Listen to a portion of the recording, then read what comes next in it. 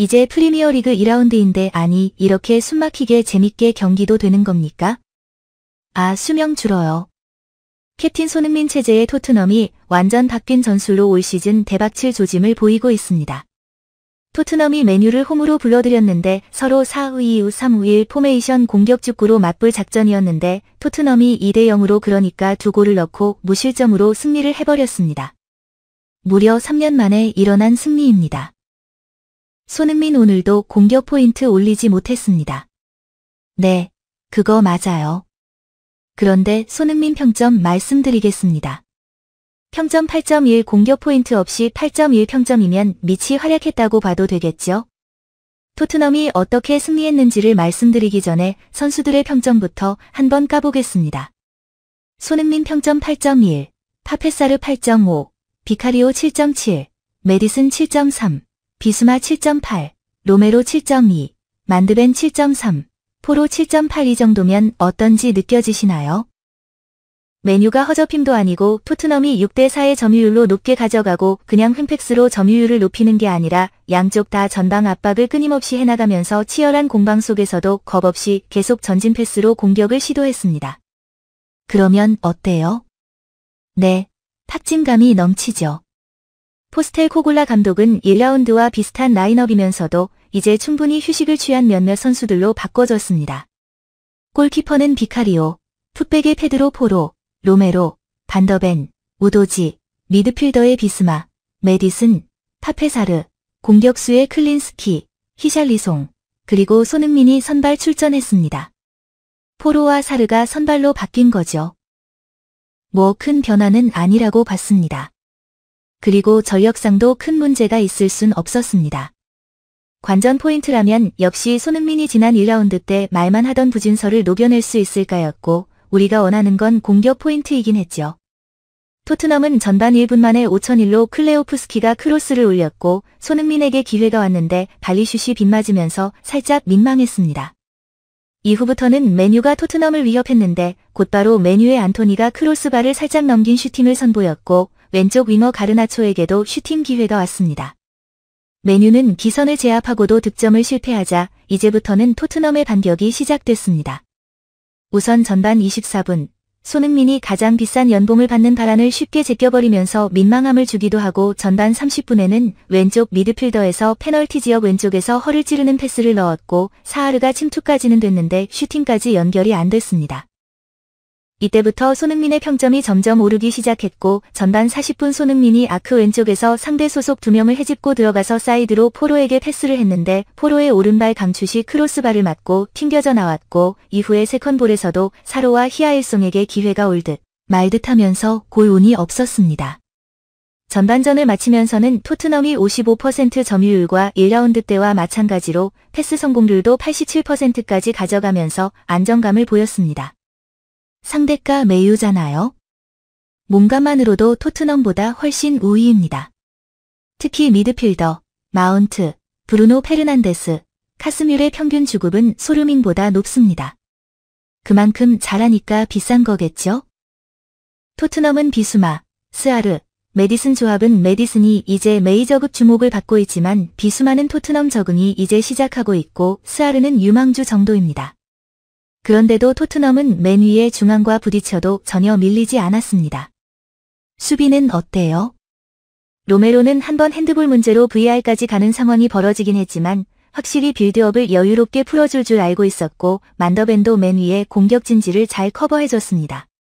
그럼 후반전에 기대감이 더 생길 수밖에 없죠. 그냥 전반전만 봐도 이 새벽 매우 즐거웠습니다. 토트넘이 맨유에게 얼마나 약했는지 아시죠?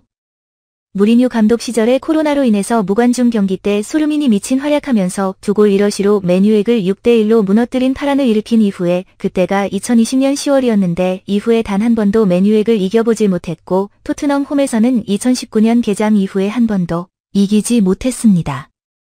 그러니까 이 정도 경기력만으로도 만족할 수도 있었죠.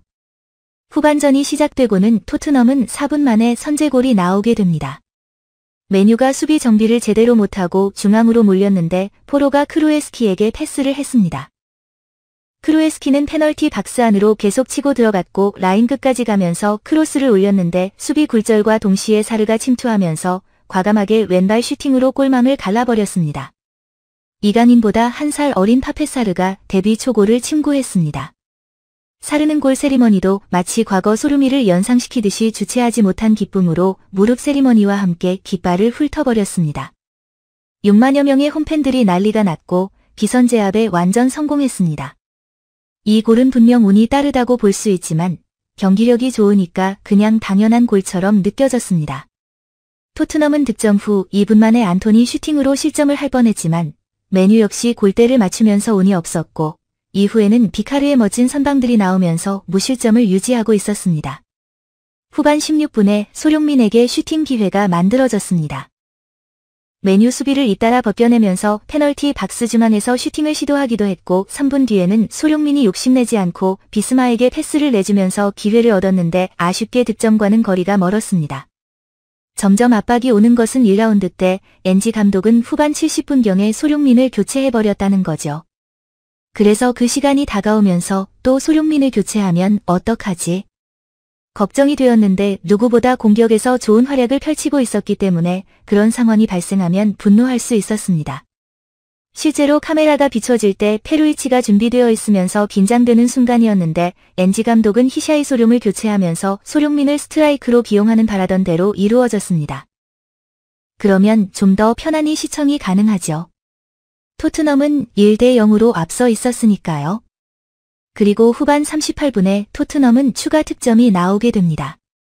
페루이치가 페널티 박스 안으로 보낸 공을 데이비스가 방향을 그대로 살려서 골이 발에 닿긴 했는데 그게 골이 되어버렸습니다.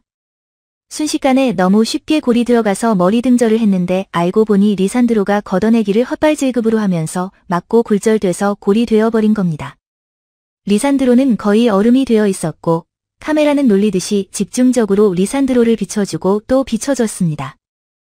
이후에도 메뉴는 교체 자원을 다 써도 토트넘을 이겨내지 못했고 토트넘이 공격 축구를 구사하고도 무실점으로 2라운드 만의 승리를 만들어냈습니다. 두 경기 무패입니다. 경기 전에 ESPN에 출연한 클리스만 감독이 토트넘의 메뉴를 이길 기회라고 했었는데 정말 그대로 이루어졌습니다. 손흥민은 이 경기에서 마치 한국 국가대표팀 캡틴으로서 경기할 때와 매우 흡사한 경기력이었습니다. 본인이 해결하려는 욕심보다 어떻게 해서든 동료들에게 기회를 만들어주려는 캡틴 역할을 수행했습니다. 그러다가 국민들한테 슈팅하라고 혼이 좀 났었죠? 또 혼날래요?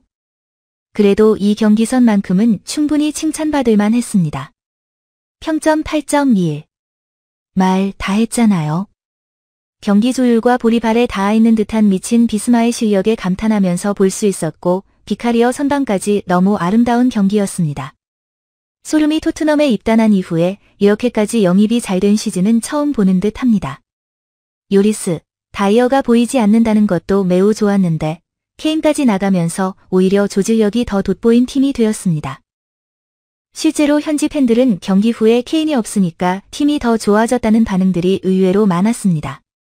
토트넘을 맡고 있던 건 해리 케인이었어. 케인이 없으니 팀 퍼포먼스가 좋아졌어. 토트넘은 케인을 위한 전술을 썼어.